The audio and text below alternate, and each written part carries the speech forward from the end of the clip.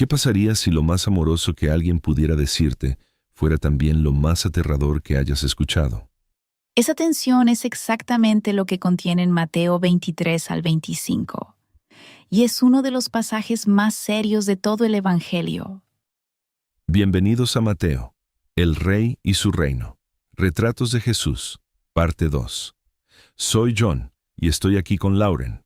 Esta es la lección 11, pronunciamientos, los ayes del Rey, y hoy vamos a trabajar a través de Mateo 23 al 25.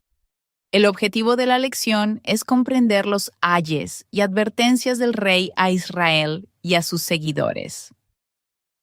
Y si has estado con nosotros en esta serie, sabes que llevamos varias semanas construyendo hacia exactamente este momento. La última vez, en la lección 10, vimos a los líderes religiosos tenderle trampa tras trampa a Jesús en Jerusalén, y Él las atravesó todas sin perder el paso. La pregunta con la que nos quedamos fue muy reveladora. ¿Qué estoy permitiendo que cierre mis oídos a lo que Jesús realmente está diciendo? Y esa pregunta se vuelve aún más urgente ahora, porque en estos 3 capítulos Jesús deja de esquivar las trampas y comienza a dictar veredictos. Ese es un cambio real en el tono de Mateo, y vale la pena nombrarlo antes de entrar al material. Los enfrentamientos en los capítulos 21 y 22 fueron intercambios públicos. Aquí en el capítulo 23, Jesús todavía le habla a las multitudes y a sus discípulos, pero ya no está en un intercambio de ida y vuelta con sus opositores. Está pronunciando. Y el autor de la lección usa la frase «los últimos pronunciamientos extensos del rey antes de su pasión», que me parece una manera hermosa y solemne de enmarcarlo. La guía de estudio abre con una imagen en la que quiero detenerme un momento. Dice que hay muchos árboles en esta sección, es decir, detalles importantes que cada uno merecería su propio estudio profundo y que si intentamos examinar cada árbol, nos perderemos en el bosque. Así que la lección intencionalmente toma una vista panorámica. Y creo que ese es el instinto correcto aquí, porque la arquitectura general de estos 3 capítulos cuenta una historia más importante que cualquier versículo aislado. Déjame esbozar esa arquitectura brevemente. El capítulo 23 es el enfrentamiento más concentrado y severo de Jesús con los fariseos en todo el Evangelio. 7 ayes y un clímax que es tanto devastador como extrañamente esperanzador. Luego el capítulo 24 abre el discurso del Monte de los Olivos, que es una conversación privada con los discípulos en el Monte de los Olivos, y aborda la destrucción del templo y la venida del Hijo del Hombre. Y luego, el capítulo 25 nos da 3 de las parábolas más famosas que Jesús jamás contó: las 10 vírgenes, los talentos y las ovejas y los cabritos. Y cada una de esas parábolas está haciendo un trabajo teológico específico que conecta con todo lo que el discurso ya ha dicho. Ese es el bosque. Ahora entremos en él con cuidado. La primera pregunta. Para conversar es el punto de partida natural y pregunta, ¿qué es un ay? Resume los ayes de Jesús en Mateo 23 y explica su significado y seriedad. ¿Cómo termina este capítulo y cómo lleva al siguiente? Entonces, empecemos con la pregunta básica de vocabulario. ¿Qué es un ay? Porque creo que muchos de nosotros escuchamos esa palabra en un contexto religioso y simplemente la pasamos por alto.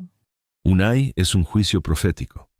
Cuando un profeta pronuncia un ay, habla de parte de Dios al emitir una condenación. Tiene el peso de una maldición, no solo de una crítica.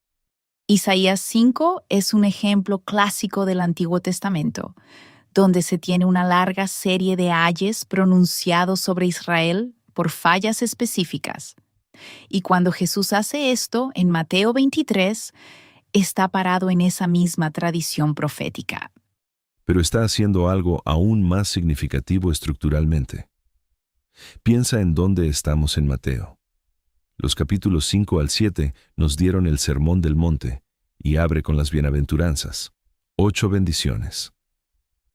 Y la guía del maestro hace esta observación que encuentro genuinamente llamativa. Los 7 u 8 ayes de Jesús en Mateo 23 son probablemente el inverso directo de esas 7 u 8 bienaventuranzas. Así que todo el encuadre se invierte.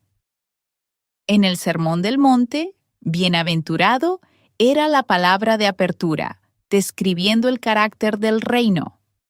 Aquí, ay es la palabra de apertura, describiendo el fracaso y la perversión de ese carácter. Bienaventurados los pobres en espíritu.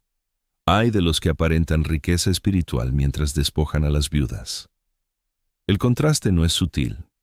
Déjame leer la fórmula de apertura que Jesús repite a lo largo de este capítulo, porque la repetición en sí misma es parte del punto.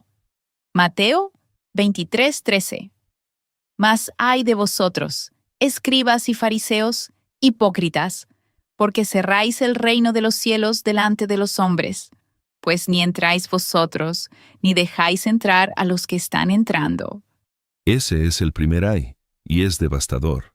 Estas son las personas que deberían ser los guardianes del reino de Dios, abriendo la puerta de par en par, y en cambio la están cerrando en la cara de la gente. Y nota la palabra que ancla cada uno de estos ayes: hipócritas. Esa palabra aparece en la fórmula de apertura de cada reprensión. Jesús está nombrando la condición raíz, no solo los síntomas. Hipocresía significa ponerse una máscara, actuar la religión mientras por dentro uno es algo completamente diferente.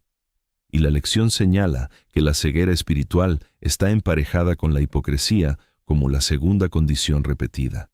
Los versículos 16, 17, 19, 24 y 26 vuelven todos a este tema de la ceguera.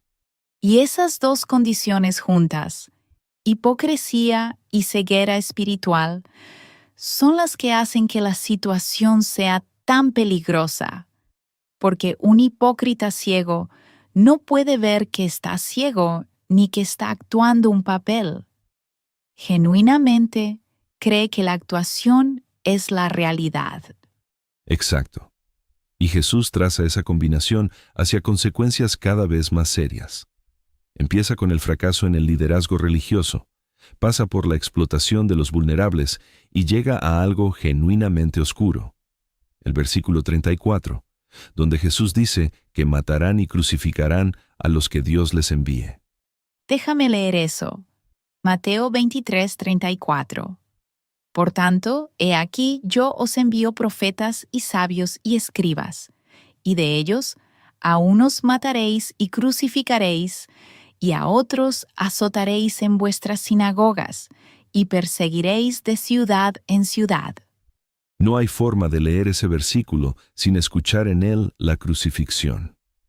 Jesús no solo está pronunciando juicios sobre comportamientos pasados, está anticipando su propia muerte y las muertes de sus mensajeros, como la expresión culminante de este mismo patrón de rechazar a los mensajeros de Dios.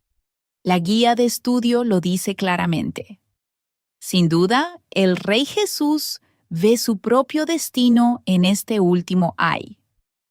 Y esa conciencia hace el pasaje aún más extraordinario. Está pronunciando estos ayes sabiendo muy bien que está a punto de convertirse en su víctima. Esa no es la voz de alguien que ha perdido el control de la situación. Es la voz de un rey que lo ve todo con claridad y aún así elige entrar en ello. Ahora, la seriedad de estos ayes es algo que no debemos suavizar. Mateo 23:33 es una de las declaraciones más severas que Jesús hace en cualquier parte de los evangelios. Déjame leerlo. Serpientes, generación de víboras, ¿cómo escaparéis de la condenación del infierno? Infierno es la palabra. Jesús no usa un lenguaje más suave aquí.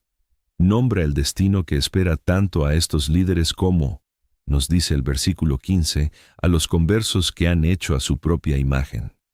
Y luego, el capítulo cierra de una manera que genuinamente me sorprendió la primera vez que lo leí con atención. Después de toda esa condenación, el versículo 37 abre con lamento.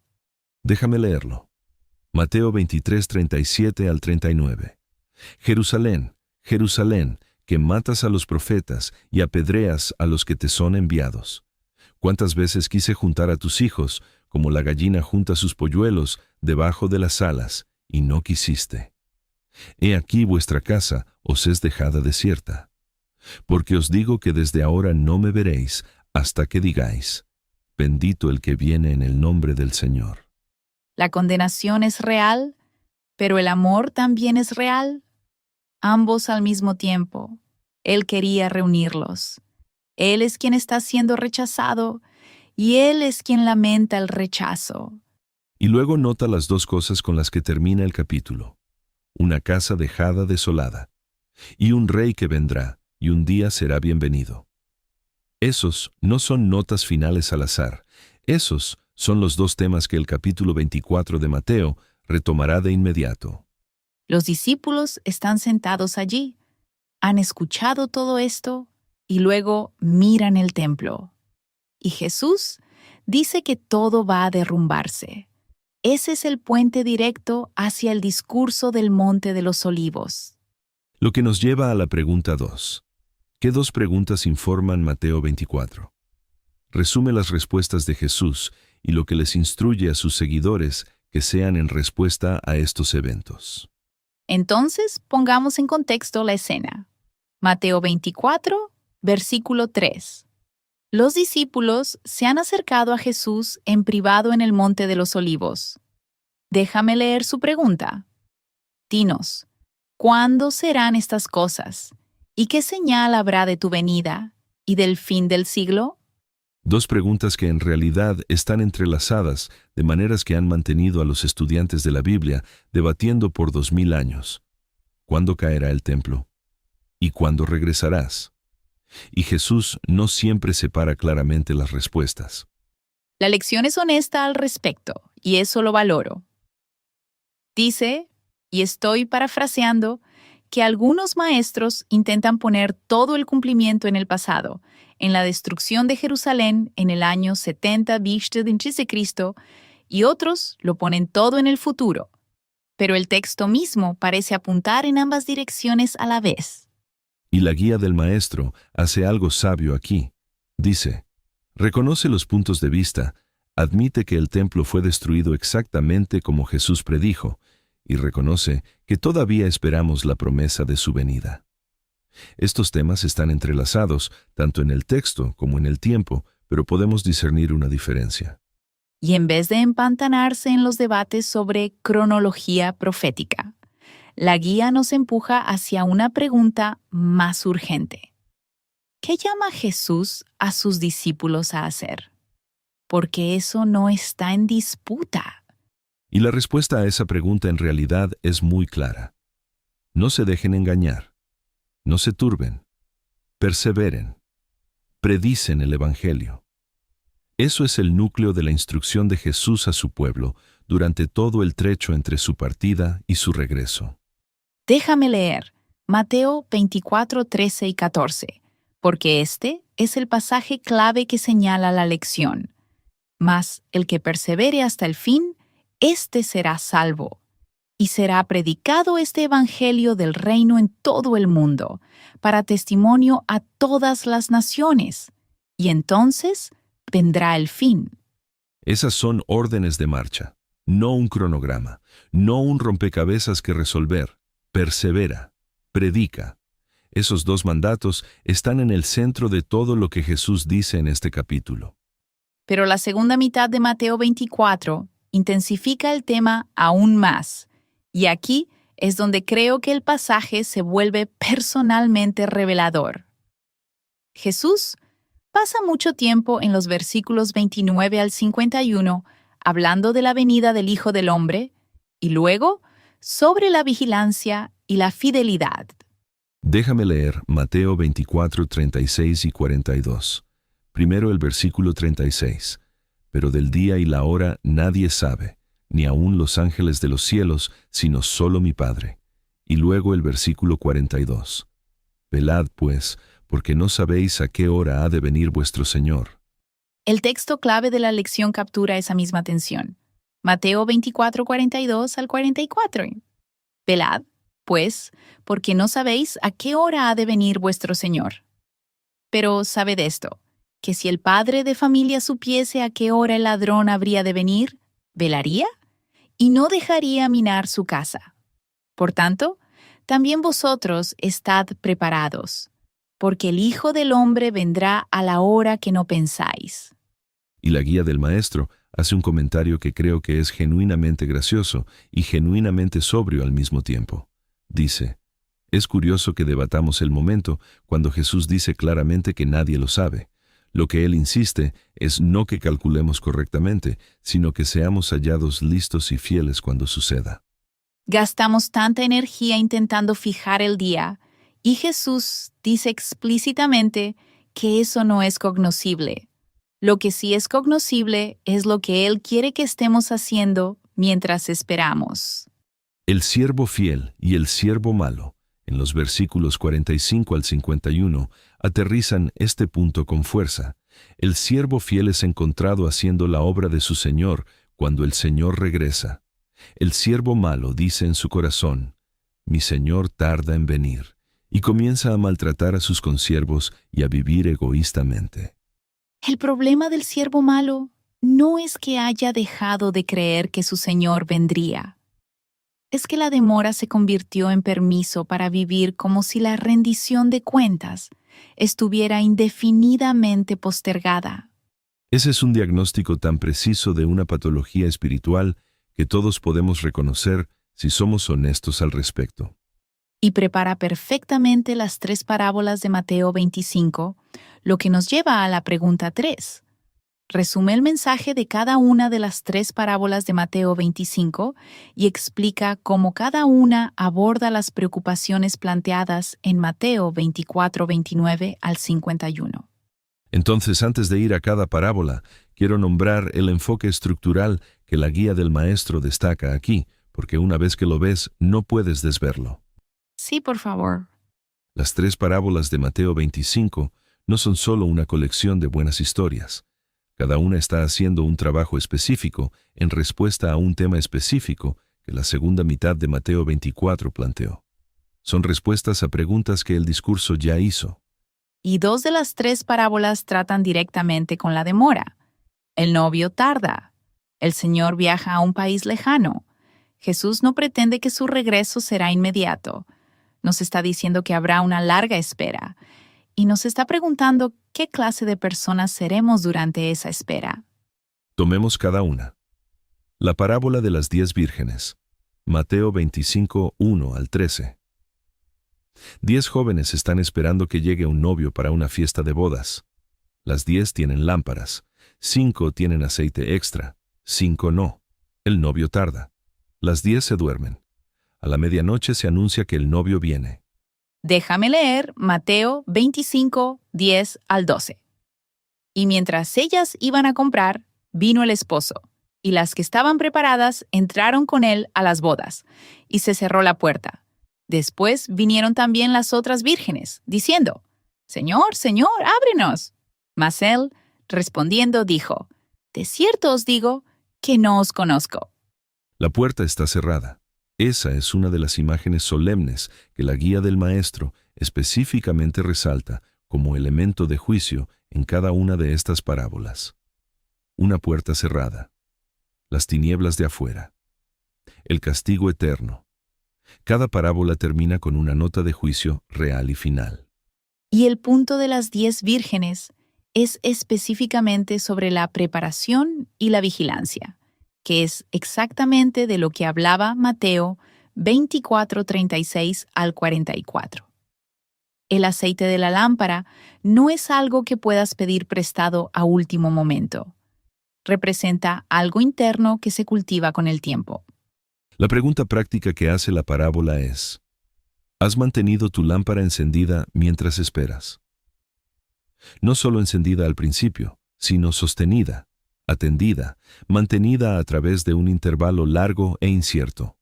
Luego, la parábola de los talentos, Mateo 25, 14 al 30. Un hombre que va a viajar a un país lejano le da a sus siervos diferentes cantidades de dinero según sus capacidades. Uno recibe 5 talentos, otro recibe 2, otro recibe 1. Luego parte. Déjame leer Mateo 25, 19 al 21. Después de mucho tiempo vino el señor de aquellos siervos y arregló cuentas con ellos. Y llegando el que había recibido 5 talentos, trajo otros 5 talentos diciendo: Señor, 5 talentos me entregaste. Aquí tienes. He ganado otros 5 talentos sobre ellos. Y su señor le dijo: Bien, buen siervo y fiel. Sobre poco has sido fiel, sobre mucho te pondré. Entra en el gozo de tu señor. Después de mucho tiempo. Esa frase está haciendo el mismo trabajo que la demora del novio en la parábola anterior. El Señor está ausente por un periodo prolongado, y la pregunta es, ¿qué hacen los siervos con lo que se les ha dado en ese tiempo? 2 de ellos invierten y multiplican lo que recibieron. 1 entierra su talento por miedo, y cuando el Señor regresa, la respuesta es devastadora. Mateo 25, 28 al 30. Quitadle pues el talento, y dadlo al que tiene 10 talentos, porque al que tiene, le será dado, y tendrá más, y al que no tiene, aún lo que tiene, le será quitado. Y al siervo inútil, echadle en las tinieblas de afuera. Allí será el lloro y el crujir de dientes. Las tinieblas de afuera es la segunda imagen de juicio que señala la guía. Y esta parábola responde específicamente al tema del siervo fiel frente al siervo malo en Mateo 24, 45 al 51. No solo esperar, sino trabajar. No solo vigilar, sino ser productivo con lo que el Rey te ha confiado. Los dones son diferentes para cada persona. 5, 2, 1. El Señor distribuye según la capacidad, pero la expectativa es la misma para todos ellos: ser fiel con lo que se te ha dado. Y el siervo que entierra su talento no lo pierde por descuido. Lo esconde deliberadamente. Su explicación es que tenía miedo. El miedo al fracaso se convierte en la mismísima cosa que produce el fracaso. Luego la tercera parábola, las ovejas y los cabritos, está en una categoría diferente a las 2 primeras. No es una parábola sobre el intervalo entre la partida y el regreso. Es una parábola sobre el juicio mismo, el momento de la llegada del Rey y el ajuste de cuentas. Déjame leer Mateo 25, 31 al 33. Cuando el Hijo del Hombre venga en su gloria, y todos los santos ángeles con él, entonces se sentará en su trono de gloria, y serán reunidas delante de él todas las naciones, y apartará los unos de los otros, como aparta el pastor las ovejas de los cabritos. Y pondrá las ovejas a su derecha y los cabritos a su izquierda. Y nota algo significativo aquí. La palabra rey aparece en el versículo 34 y de nuevo en el versículo 40. Jesús es explícitamente identificado como rey en esta parábola. La guía del maestro señala a Mateo 23:8, que se refiere a Cristo, el ungido, el rey.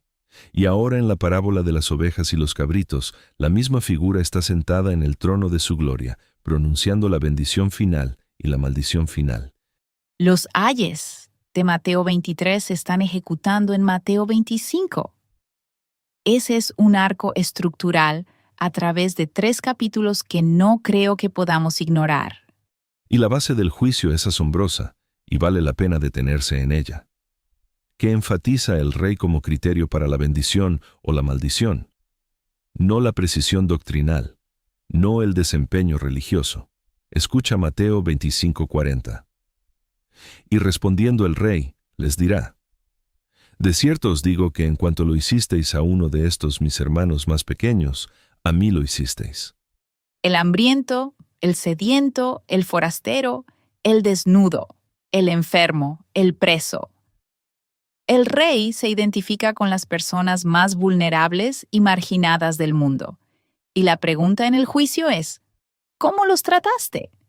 Y luego el versículo 45 es la imagen en espejo. De cierto os digo que en cuanto no lo hicisteis a uno de estos más pequeños, tampoco a mí lo hicisteis. La tercera imagen de juicio que nombra la guía es el castigo eterno en el versículo 46, que cierra todo el discurso. El rey que bendice también maldice. Eso no es incidental, es esencial a quien Él es. Entonces, las tres parábolas juntas forman una respuesta completa a las preocupaciones de Mateo 24, 29 al 51. Las 10 vírgenes abordan la pregunta de la preparación. Los talentos abordan la pregunta de la fidelidad. Las ovejas y los cabritos abordan la venida del Hijo del Hombre y el juicio mismo. Se construyen unas sobre otras y juntas dicen: estate listo cuando Él venga, sé fiel mientras esperas, y que esa espera se exprese en amor hacia los más pequeños. Lo que nos lleva a la pregunta 4, y creo que esta es la pregunta más integradora de toda la lección. ¿Cómo revela Mateo 23 al 25 a Jesús como Rey?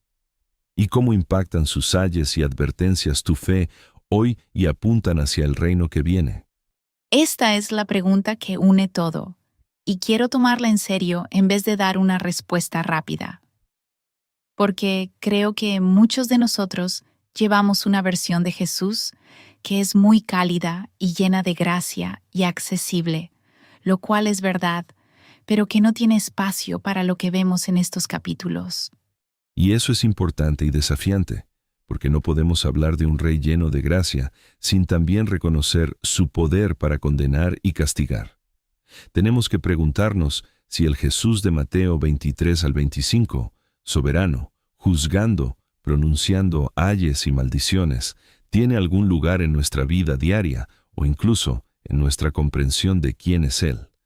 La autoridad real de Jesús en estos capítulos se muestra con mayor claridad exactamente en esto: su ejercicio de un juicio justo. Ve a través de la actuación, nombra la condición raíz, pronuncia el veredicto con autoridad completa. Nadie cuestiona su derecho a decir estas cosas porque la verdad de lo que dice es evidente para cualquiera que esté prestando atención. Y hay algo en eso que debería provocar reverencia, no solo afecto cálido, reverencia, del tipo que sientes en la presencia de alguien que lo ve todo con claridad y habla en consecuencia. Sigo volviendo al lamento sobre Jerusalén en Mateo 23:37. Porque ese versículo hace algo realmente importante para nuestra imagen de este rey. No está pronunciando condenación desde una posición de distancia. La está pronunciando mientras llora. El juicio es real. El dolor también es real. Ambos son expresiones del mismo amor que quería reunir a Jerusalén como una gallina reúne a sus polluelos. El ay es como suena el amor cuando el amor ha sido rechazado el tiempo suficiente y con suficiente claridad. Y para nosotros, los seguidores de este rey, la advertencia es personal. Porque los discípulos que escucharon el discurso del Monte de los Olivos no estaban exentos de la posibilidad de convertirse en el siervo malo, o en las 5 vírgenes insensatas, o en los cabritos que pasaron de largo junto a los más pequeños sin ver al rey en sus rostros. La lección señala que Mateo 24 nos habla tanto hoy como les habló a los discípulos entonces. Guerras, hambres, falsos profetas, tribulación. Estas han sido realidades constantes en cada generación desde que Jesús habló estas palabras. La instrucción no ha expirado.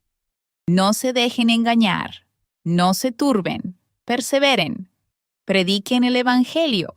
Esas no son instrucciones del primer siglo esperando un cumplimiento futuro. Son las órdenes permanentes del Rey para su pueblo en cada era. Y creo que lo que Mateo 23 al 25 hace por nuestra fe, si lo dejamos, es darnos una imagen más clara de lo que el reino realmente es. No es solo consuelo y sanidad y pertenencia, aunque es esas cosas. También es una proclamación de verdad que no se echa para atrás. Es una rendición de cuentas que es real. Es un rey que vendrá y separará, y la base de esa separación no será una sorpresa para nadie que haya leído estos capítulos con atención. La guía de estudio termina con una frase que quiero dejar que caiga en su lugar. Este Jesús es lo que el reino verdaderamente es. No podemos evitarlo mientras compartimos el Evangelio con todas las naciones hasta que llegue el fin. Si el Evangelio que estamos compartiendo no incluye a un rey que juzga con justicia, que llama a la gente a la preparación y la fidelidad, que se identifica con los más pequeños y vulnerables, entonces estamos compartiendo algo más pequeño que lo que Mateo nos da. Y esa es una pregunta penetrante sobre cómo vivimos y cómo hablamos de Jesús en nuestros contextos cotidianos. Pasemos a la reflexión final. La sección Reflexiona dice esto, y quiero leerlo porque captura muy bien el tono de toda esta lección. Mateo 23 al 25 es tan sobrio hoy como debió haber sido para los discípulos que escuchaban el mensaje de la propia boca de Jesús. Pocos textos del Nuevo Testamento muestran a Jesús en su autoridad soberana y en su juicio con tanta fuerza como este. Es motivo de reverencia y de adoración ante el Rey, así que estén vigilantes y sean fieles. Estén listos. El Rey viene.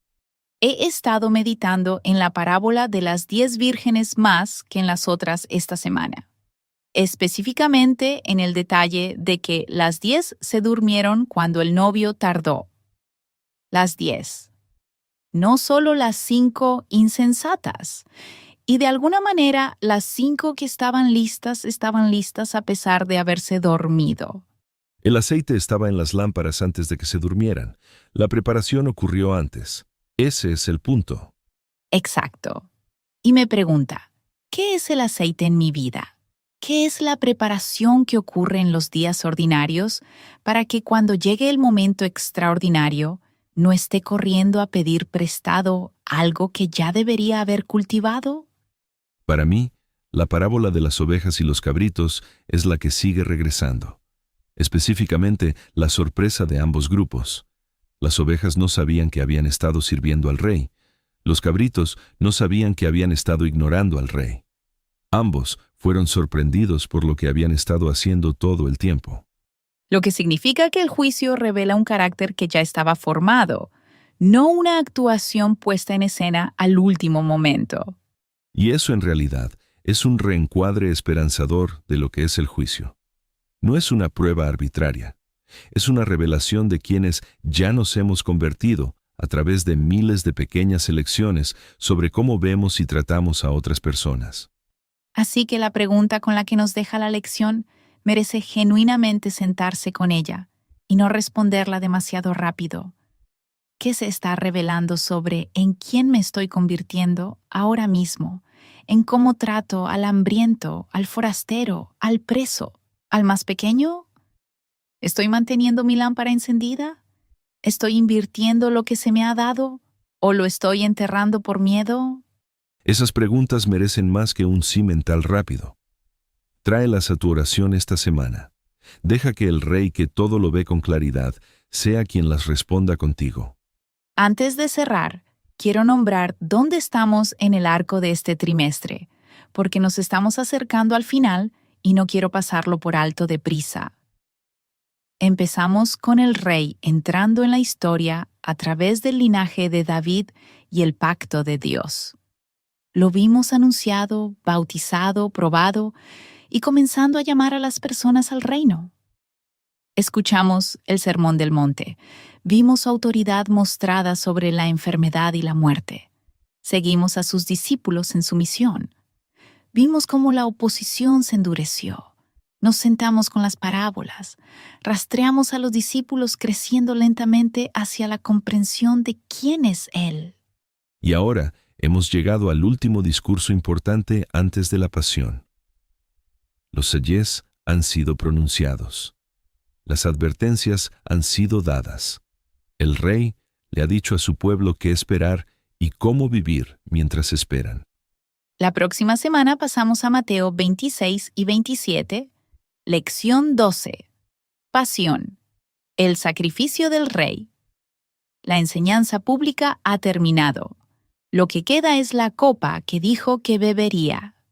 Si estás leyendo el trimestral esta semana, lee Mateo 23 al 25 despacio.